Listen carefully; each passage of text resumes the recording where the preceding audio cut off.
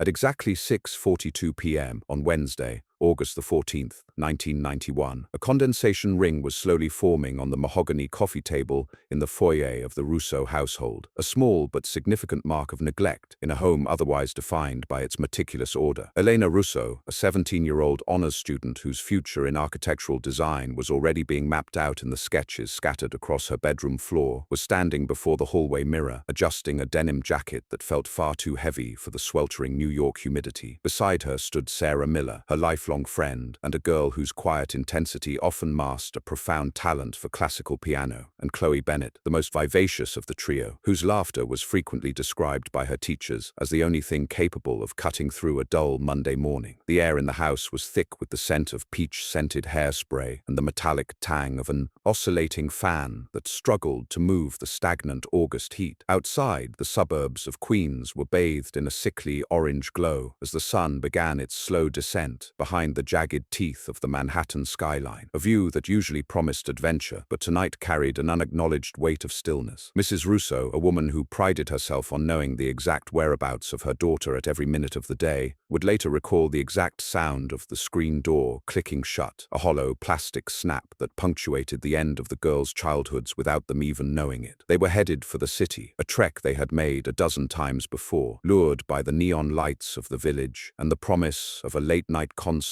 that felt like a rite of passage before their senior year began. The subway ride was a descent into a subterranean world of grime and screeching steel, the R-train rattling through the dark tunnels like a prehistoric beast, while the girls leaned into each other, sharing a single pair of foam-covered headphones connected to a yellow Walkman. At 7:15 p.m., they were seen by a transit officer at the 34th Street Herald Square station, three bright sparks of color amidst a sea of weary commuters, their faces flushed with the heat and the illicit thrill of independence. Elena was wearing a silver locket, a gift from her grandmother that contained a grainy photo of a woman she would never grow old enough to resemble, and Sarah was clutching a leather backpack that held nothing more than a few crumpled bills, a lipstick she shared with Chloe, and a map of the city they thought they knew by heart. The city in 1991 was a place of sharp contrasts, a metropolis grappling with a surging crime rate and the lingering shadows of the previous decade. Yet to these three girls, it was merely a playground of infinite possibilities. As they emerged from the station into the cacophony of Midtown, the heat hit them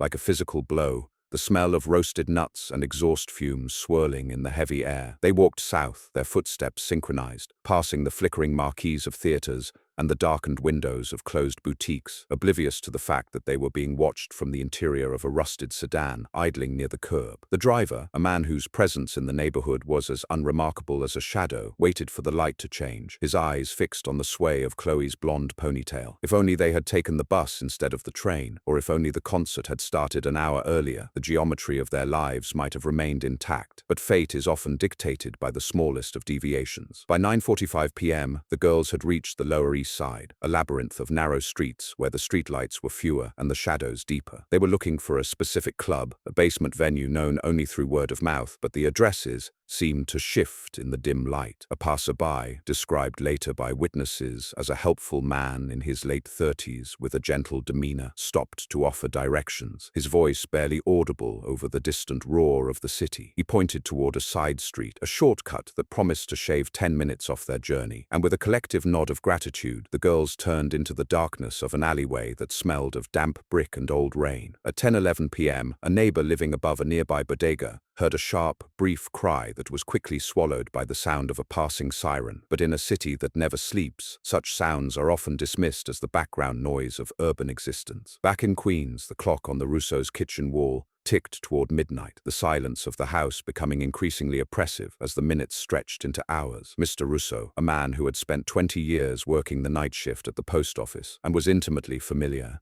with the rhythms of the late hours, felt a cold dread settle in his chest when the front door remained locked. He called the Millers, then the Bennetts, the telephone cords stretching across kitchens, as three families began a synchronized descent into a nightmare that would last for 3 decades. The initial police response was marked by the bureaucratic indifference common to an era of high-volume disappearances, with the duty sergeant suggesting that the girls had simply lost track of time or had decided to stay at a friend's house without calling. But by dawn, when the first light of August the 15th touched the empty beds of Elena, Sarah, and Chloe, the realization began to dawn that this was not a simple act of teenage rebellion. The investigation, led by Detective Joseph Vance, a man whose weary eyes had seen the worst the city had to offer, began at the Herald Square station where the trail first started to go cold. He stood on the platform, the air still smelling of ozone and old dust, trying to reconstruct the final movements of three lives that had seemingly vanished into thin air. The flyers began to appear within 48 hours, thousands of black and white photocopies taped to lampposts and subway pillars, the smiling faces of the girls staring back at a city that moved too fast to notice. The normal day had ended, and the inciting incident had fractured the lives of everyone involved, leaving behind a void that no amount of searching seemed able to fill. The weather broke on the third day, a violent thunderstorm rolling across the Hudson that washed away any potential physical evidence left in the alleyway, the rain falling with a relentless rhythmic intensity that felt like a mourning shroud. As the weeks turned into months, the media attention began to wane, the headlines replaced by newer tragedies, leaving the families to navigate a landscape of grief that was as vast as it was silent. Elena's mother kept her room exactly as it was.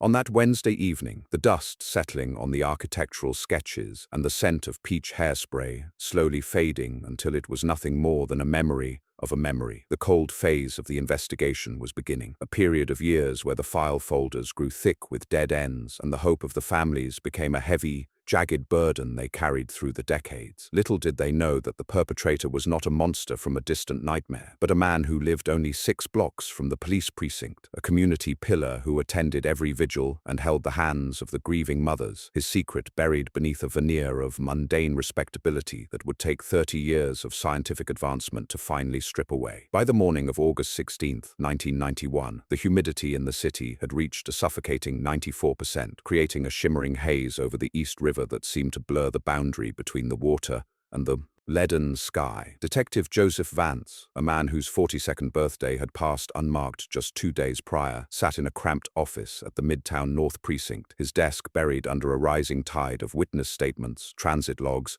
and blurry surveillance stills from a nearby bank machine. The initial optimism that usually accompanies the first 48 hours of a missing persons case was beginning to curdle into a grim professional cynicism as the tips flowing into the hotline proved to be nothing more than ghosts and echoes. One caller claimed to have seen 3 girls matching the description boarding a bus for Atlantic City, while another insisted they had been spotted arguing with a man in a tan trench coat near the Port Authority. But each lead dissolved into nothingness upon closer inspection. Vance spent hours retracing the girl's projected path through the Lower East Side, his heavy boots echoing against the cobblestones of streets like Orchard and Ludlow, where the smell of frying oil and garbage sat heavy in the stagnant air. He focused on the alleyway where the neighbor had heard that solitary, chilling cry, but the torrential rains of the previous night had acted as a conceptual eraser, scrubbing the porous brick and asphalt of any microscopic evidence that might have remained. The neighbor, a woman named Mrs. Gable, who had lived in the same rent-controlled apartment since the mid-60s, could offer nothing more than a temporal anchor, insisting the sound occurred at exactly 10:11 p.m. because it had coincided with the end of her favorite nightly news broadcast. This single data point became the center of Vance's universe, a fixed coordinate in a sea of variables, yet it led him into a labyrinth of dead ends. As August bled into a particularly brutal September, the atmospheric tension of the city shifted from the frenetic energy of summer to a hollow, expectant silence. In Queens, the Russo, Miller, and Bennett households had become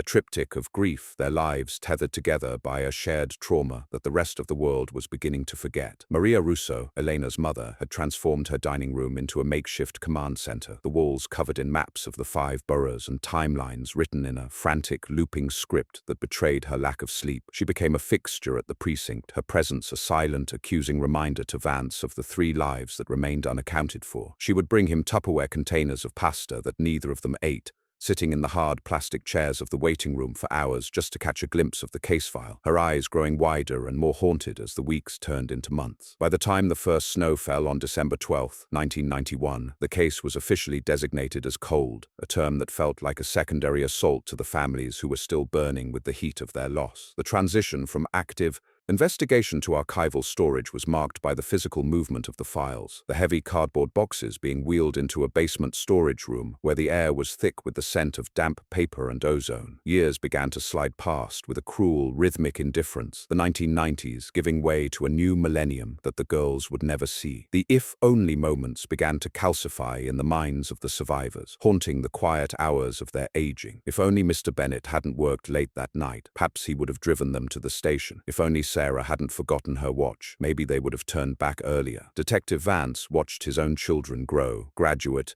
and move away. Yet every time he passed a girl with a blonde ponytail, or heard the distant sound of a piano, he was pulled back to that sweltering night in August. He kept a photo of Elena, Sarah, and Chloe tucked into the visor of his car, the edges curling and the colors fading under the relentless assault of the sun. The girls remained frozen in their 17-year-old perfection, their smiles a permanent monument to a future that had been stolen in the span of a few heartbeats. By 2004, the investigation was a relic, a ghost story whispered by younger detectives who looked at Vance with a mixture of pity and respect. The technology of the era, the primitive DNA testing, and the grainy analog tapes felt like ancient history in a world rapidly digitizing. In the quiet suburbs, the houses of the three families began to show the wear of time, the paint peeling on the Russo's porch, and the gardens of the Millers growing wild and overgrown, a physical manifestation of the stagnation that comes with unresolved loss. Chloe's father passed away in the spring of 2007, his final words a whispered question about his daughter that no one could answer, adding another layer of tragedy to a story already saturated with it. The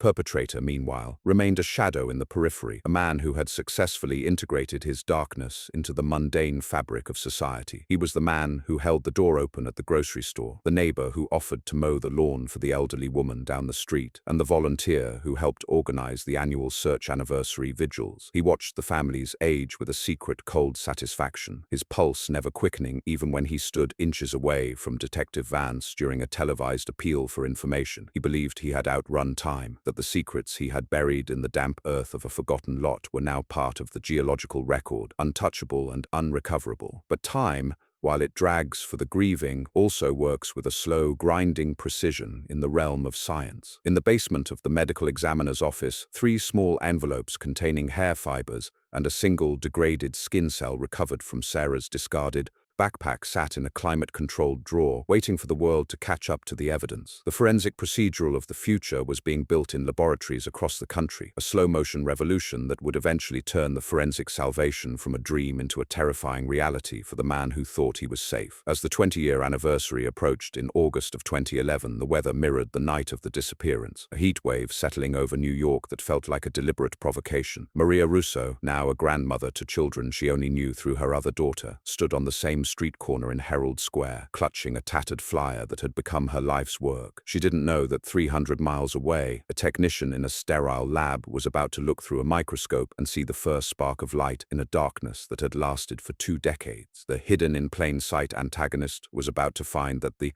past is never truly buried, and that the long descriptive sentences of his own life were about to be punctuated by the cold, clinical reality of a modern arrest. The calendar year of 2014 began with a polar vortex that gripped the Northeast in a skeletal embrace, the temperatures in Manhattan plunging to a record-breaking 4 degrees Fahrenheit on the morning of January the 7th. In the basement archives of the New York Police Department, the air was perpetually dry and smelled of ozone and ancient dust, a stark contrast to the biting wind howling through the canyons of the city above. Detective Joseph Vance, now officially retired but still carrying the weight of the 1991 case like a phantom limb, found himself returning to the precinct not as an officer of the law, but as a man haunted by an unfinished sentence. He sat in a small windowless room with Detective Marcus Thorne, a 32-year-old investigator whose career had begun long after the girls had vanished, and who viewed the world through the clinical, digital lens of a new generation. Thorne was a specialist in cold cases, a man who believed that the passage of time was not an obstacle, but a sieve, eventually filtering out the noise until only the hard, immutable truth remained. They sat across from a single evidence box,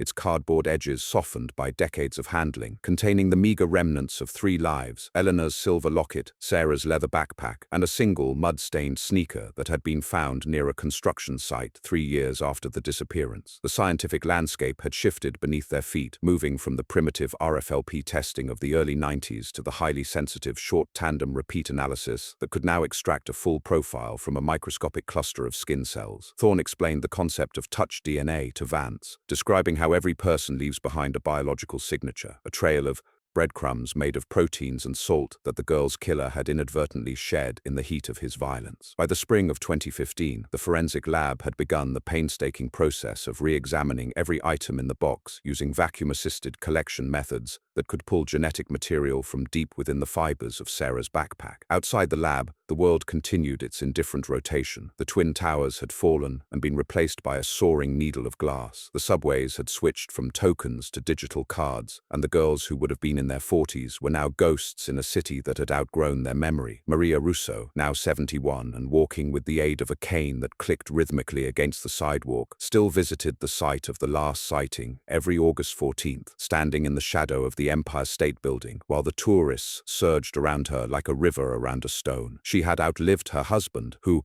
had died of a broken heart disguised as a myocardial infarction in 2009, and she now lived in a house that was a museum of the 1990s, filled with cassettes she no longer played and clothes that would never be worn again. The if-only moments had evolved into a dull, constant ache, a background radiation of grief that colored every sunset and every holiday meal. Meanwhile, the antagonist, a man named Arthur Gable, the son of the neighbor who had heard the cry at 10:11 p.m., lived a life of quiet, terrifying unremarkableness in a modest brick house in Astoria. He was a retired city contractor, a man who had helped build the very infrastructure the girls had traversed that night, and he was known for his meticulously manicured lawn and his participation in the neighborhood watch. He had a wife who believed him to be a stoic provider, and 2 daughters who had grown up in the safety he had stolen from 3 other families. He often sat on his porch in the evenings, sipping iced tea and watching the children play in the street, feeling a sense of divine immunity as the decades piled up between him and the alleyway. He had convinced himself that the evidence had long since rotted away, that the girls' bodies, hidden deep within the concrete footings of a highway overpass he had supervised, were now one with the earth. But the forensic salvation was gaining momentum in a laboratory in Virginia, where a private firm specializing in genetic genealogy was beginning to cross-reference the unidentified male profile found on the strap of Sarah's backpack with the sprawling databases of public ancestry sites. This was the moment where the slow burn of the investigation began to accelerate, the clinical precision of the data points finally intersecting with the emotional interiority of the families. The technician, a woman who had never been to New York and knew nothing of the heatwave of 1991, stared at a screen where a series of complex variables were aligning into a family tree. She found a second cousin, then a great-uncle, and finally a cluster of DNA matches that narrowed the search to a single lineage in the borough of Queens. The irony was thick and suffocating. The predator had been hiding in plain sight, his DNA a silent witness that had been traveling through the mail in the form of saliva on stamps and swabs from distant relatives looking for their roots. By the time the first leaves of autumn 2017 began to turn gold, Detective Thorne received the call that would shatter the equilibrium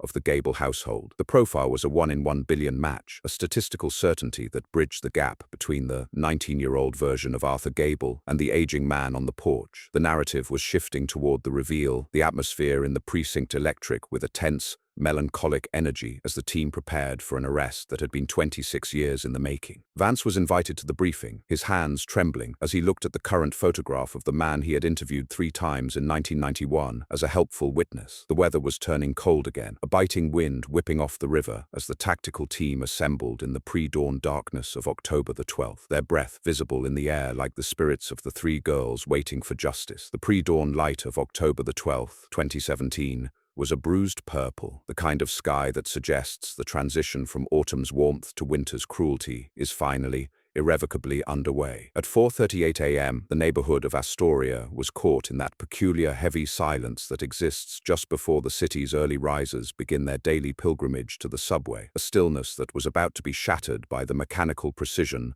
of a justice system that had been dormant for 26 years. Detective Marcus Thorne sat in the passenger seat of an unmarked black SUV, his eyes fixed on the modest brick house where Arthur Gable was presumably sleeping, unaware that the genetic breadcrumbs he had left behind in 1991 had finally led the wolves to his door. Beside Thorne, Joseph Vance sat with his hands folded in his lap, his knuckles white and his breathing shallow, a man who had waited 9,556 days for this specific moment of reckoning. The tactical team, a group of men and women whose faces were obscured by shadows and heavy ballistic nylon, moved with a fluid, lethal grace through the damp grass of the front lawn, their boots making no sound against the earth. There was no siren, no shouting, only the sharp, metallic click of a battering ram being positioned, and the heavy, rhythmic thud that followed, a sound that Maria Russo, miles away in her museum of a house, would later claim she felt as a tremor in her own chest. When the door gave way, the air inside the Gable residence was revealed to be smelling of stale coffee and laundry detergent, the domestic mundane clashing violently with the presence of armed agents. Arthur Gable, a man whose hair had thinned and whose shoulders had rounded with the deceptive weight of a law-abiding life, was found in his kitchen, his hand frozen on the handle of a refrigerator that hummed with a low, indifferent vibration. He did not struggle, he did not scream, he merely looked at Detective Thorne with a profound, terrifying weariness, as if a part of him had been waiting for this intrusion since the moment the screen door had clicked shut at the Russo house nearly 3 decades prior. As the handcuffs tightened around his wrists, the sound of the ratcheting steel was a clinical punctuation mark to a narrative of evasion that had lasted a generation. The neighbors, drawn to their windows by the flickering blue lights of the auxiliary patrol cars, watched in a state of shattered equilibrium as the man who had organized their block parties and shoveled their snow was led away into the fading darkness, his face a mask of hollow neutrality. At the precinct, the atmosphere was one of somber efficiency, a far cry from the chaotic desperation of 1991. Thorne and Vance sat in the observation room, watching through the one-way glass as Gable sat in the interrogation suite, a sterile environment where the fluorescent lights hummed with a frequency that seemed to vibrate in the very marrow of the bones. The interrogation was not a battle of wits, but a slow, methodical dismantling of a lie, as Thorne laid out the evidence with the detached authority of a surgeon. He spoke of the vacuum-assisted collection, the short tandem repeat analysis, and the genealogical matches that had turned Gable's own family tree into a witness for the prosecution. Gable remained silent for hours, his eyes fixed on a scratch on the laminate table, until Thorne placed a photograph of the 3 girls on the surface between them. It was a photo from that last afternoon, their faces bright with the innocent arrogance of youth, unaware of the shortcut that would lead them into the void. It was then that the first crack appeared in Gable's veneer, a slight tremor in his jaw that signaled the beginning of the end. He began to speak in a voice that was barely more than a whisper, a dry, rasping sound that recounted the events of August 14th, with a clinical detachment that made Vance's blood run cold. He spoke of the heat, the way the girls looked in the flickering streetlights of the Lower East Side, and the ease with which he had lured them into the darkness of the construction site he was overseeing. The tragedy was compounded by the mundane nature of his motive, a sudden predatory impulse that had extinguished 3 brilliant futures simply because the opportunity had presented itself in the heavy, stagnant air of a New York summer. While the confession was being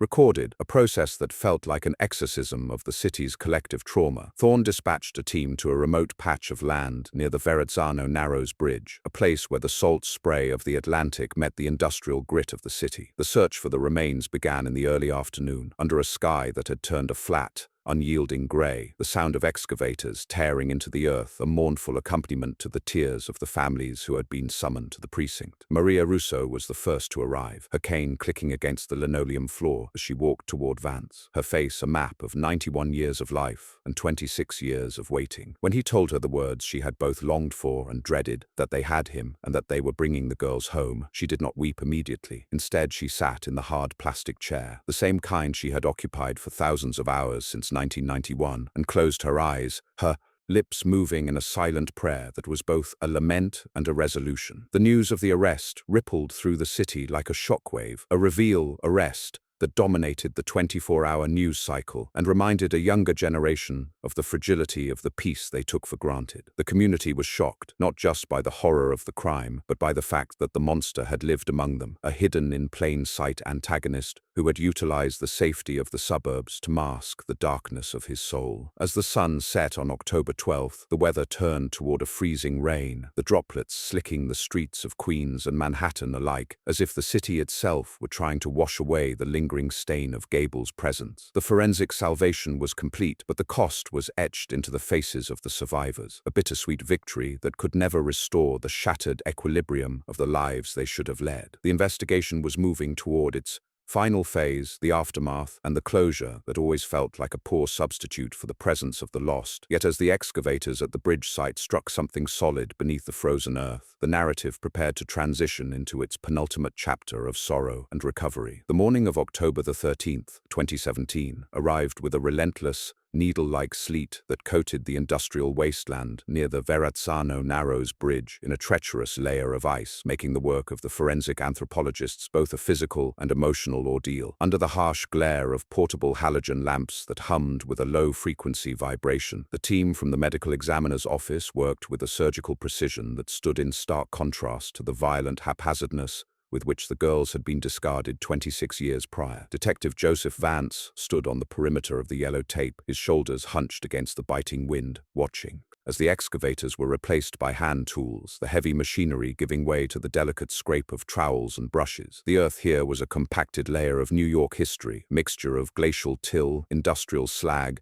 and the forgotten debris of a city that never stopped building over its own secrets. Yet beneath 4 feet of reinforced concrete and filled dirt, the past was finally yielding its grim harvest. At 11:14 a.m., a lead anthropologist, a woman whose career had been spent identifying the victims of mass tragedies, signaled for silence as her brush revealed a glint of tarnished silver amidst the dark, damp soil. It was the locket, the grandmother's gift that Elena Russo had been wearing on that final Wednesday in August. Its delicate chain snapped, but its contents miraculously preserved by the lack of oxygen in the deep earth. As they carefully unearthed the remains of the 3 girls, it became clear that they had been placed together in a final, tragic tableau that spoke of Gable's desire to erase them entirely from the world above. The clinical report that followed was a harrowing exercise in forensic storytelling, detailing the fractures and the trauma that had ended their lives within hours of their disappearance, confirming that the cry heard by Mrs. Gable at 10:11 p.m. had indeed been the beginning of the end. Back in the sterile environment of the precinct, the legal machinery was grinding into gear, the district attorney's office preparing a case that would rely heavily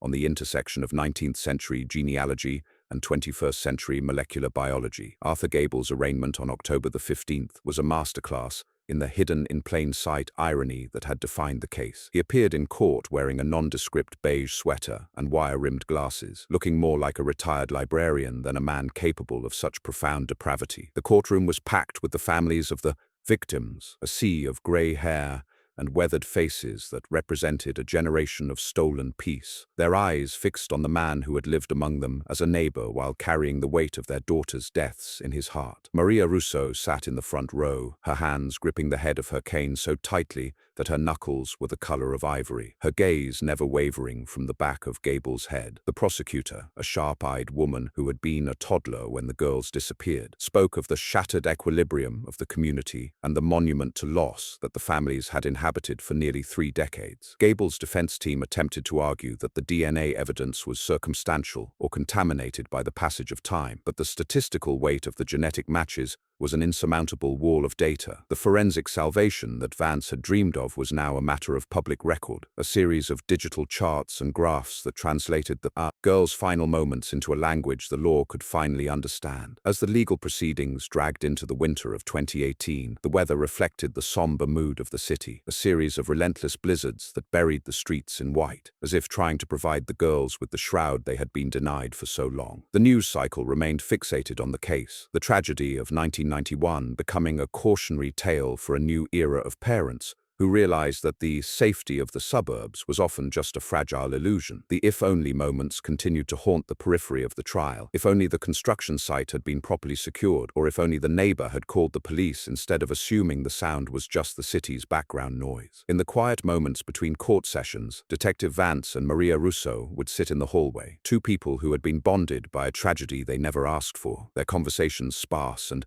focused on the mundane details of their lives, a way to anchor themselves against the overwhelming gravity of the truth. The recovery of the remains allowed for the first time a physical location for grief, a transition from the cold phase to the aftermath closure that the families had spent a lifetime chasing. By late spring, when the ice finally retreated from the bridge site, the families were given the remains for burial, a somber procession of 3 white hearses that traveled the same route the girls had taken on the subway, back to the neighborhood in Queens that had waited 27 years for their return. The funerals were a community event, a bittersweet resolution that saw 3 empty plots finally filled, the headstones carved with dates that should have been decades further apart. The atmospheric mystery that had hung over the city was dissipating, replaced by the clinical reality of a life sentence for Arthur Gable, but the emotional interiority of the survivors remained a landscape of scars and shadows. Even as the judge read the verdict on a humid afternoon in June, the sense of victory was hollow, a reminder that while science can provide answers and the law can provide punishment, neither can restore the normal day that had been shattered on August 14, 1991. The girls were home, but the version of New York they had known was gone, and the people they would have become were lost to the dragging time of the cold case years. The morning of October the 13th, 2017, arrived with a relentless needle-like sleet that coated the industrial wasteland near the Verrazzano Narrows Bridge in a treacherous layer of ice, making the work of the forensic anthropologists both a physical and emotional ordeal. Under the harsh glare of portable halogen lamps that hummed with a low-frequency vibration, the team from the medical examiner's office worked with a surgical precision that stood in stark contrast to the violent haphazardness with which the girls had been discarded 26 years prior. Detective Joseph Vance stood on the perimeter of the yellow tape, his shoulders hunched against the biting wind, watching as the excavators were replaced by hand tools, the heavy machinery giving way to the delicate scrape of trowels and brushes. The earth here was a compacted layer of New York history, a mixture of glacial till, industrial slag, and the forgotten debris of a city that never stopped building over its own secrets. Yet beneath 4 feet of reinforced concrete and filled dirt, the past was finally yielding its grim harvest. At 11:14 a.m., a lead anthropologist, a woman whose career had been spent identifying the victims of mass tragedies, signaled for silence as her brush revealed a glint of tarnished silver amidst the dark, damp soil. It was the locket, the grandmother's gift, that Elena Russo had been wearing on that final Wednesday in August. Its delicate chain snapped,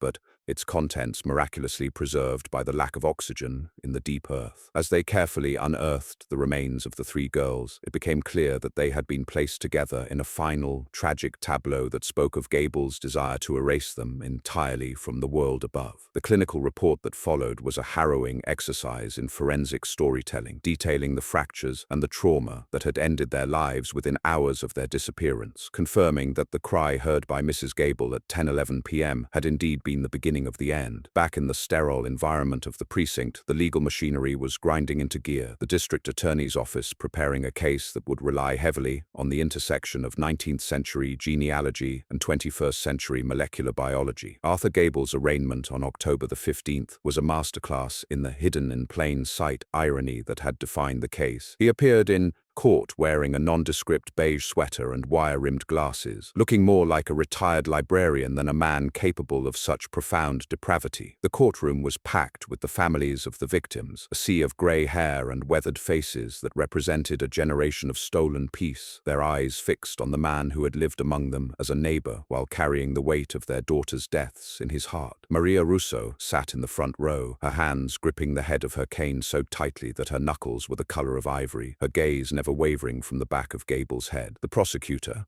a sharp-eyed woman who had been a toddler when the girls disappeared, spoke of the shattered equilibrium of the community and the monument to loss that the families had inhabited for nearly 3 decades. Gable's defense team attempted to argue that the DNA evidence was circumstantial or contaminated by the passage of time, but the statistical weight of the genetic matches was an insurmountable wall of data. The forensic salvation that Vance had dreamed of was now a matter of public record, a series of digital charts and graphs that translated the girls' final moments into a language the law could finally understand. As the legal proceedings dragged into the winter of 2018, the weather reflected the somber mood of the city, a series of relentless blizzards that buried the streets in white, as if trying to provide the girls with the shroud they had been denied for so long. The news cycle remained fixated on the case, the tragedy of 1991 becoming a cautionary tale for a new era of parents who realized that the safety of the suburbs was often just a fragile illusion. The if-only moments continued to haunt the periphery of the trial. If only the construction site had been properly secured, or if only the neighbor had called the police instead of assuming the sound was just the city's background noise. In the quiet moments between court sessions, Detective Vance and Maria Russo would sit in the hallway, two people who had been bonded by a tragedy they never asked for, their conversations sparse and focused on the mundane details of their lives, a way to anchor themselves against the overwhelming gravity of the truth. The recovery of the remains allowed for the first time a physical location for grief, a transition from the cold phase to the aftermath closure that the families had spent a lifetime chasing. By late spring, when the ice finally retreated from the bridge site, the families were given the remains for burial, a somber procession of 3 white hearses that traveled the same route the girls had taken on the subway, back to the neighborhood in Queens that had waited 27 years for their return. The funerals were a community event, a bittersweet resolution that saw 3 empty plots finally filled, the headstones carved with dates that should have been decades further apart. The atmospheric mystery that had hung over the city was dissipating, replaced by the clinical reality of a life sentence for Arthur Gable. But the emotional interiority of the survivors remained a landscape of scars and shadows. Even as the judge read the verdict on a humid afternoon in June, the sense of victory was hollow, a reminder that while science can provide answers and the law can provide punishment, neither can restore the normal day that had been shattered on August 14, 1991. The girls were home, but the version of New York they had known was gone, and the people they would have become were lost to the dragging time of the cold case years.